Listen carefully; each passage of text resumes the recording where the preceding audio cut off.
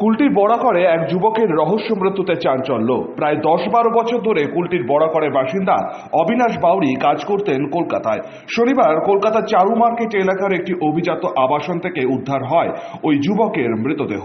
পরিবারের দাবি স্বাভাবিক মৃত্যু নয়, পরিকল্পিত খুন। আমরা তো কোনো বুঝতে পারলাম না স্যার, কিন্তু আমার ছেলের যে জীবন চলে গেল, আমাকে ইনসাফ চাপা আর কিছু চাই না। কোথায় কাজ করতেছিল? কলকাতায়। কি শুনলেন ঘটনায় শুনলাম যে কালকে আসবার কথা ছিল, তার ভিতরে মার্ডার হয়ে গেল। আবার কীরকমভাবে মারলো না মারলো আমরা তো কোনো বুঝতে পারলাম না স্যার। কি মনে করছেন আপনি? আমার মনে আর কি বলবো, তো মার্ডারই বটে, মারে দিয়েছে হয়তো সঙ্গে সাথীতে। আমাকে আমার ইনসাফ চাই, আর কিছু চাই না স্যার। কালকে আসবার কথা, আর এই দেখুন ঘটনাটা হয়ে গেল এরকম। কালকে আসবার ছিল বাড়ি? কালকে আসবার ছিল বাড়িতে। শেষ হোলির সময় বাড়িতে এসেছিল অবিনাশ, তারপর বাড়ি আসার কথা ছিল, কিন্তু তার আগেই এই নির্মম পরিণতি।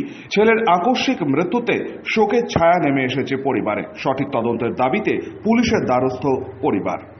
বান্টি খান, 99 নিউজ বাংলা, কুলটি।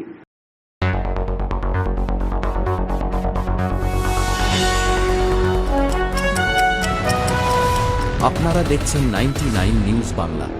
বদলাবো আমরা।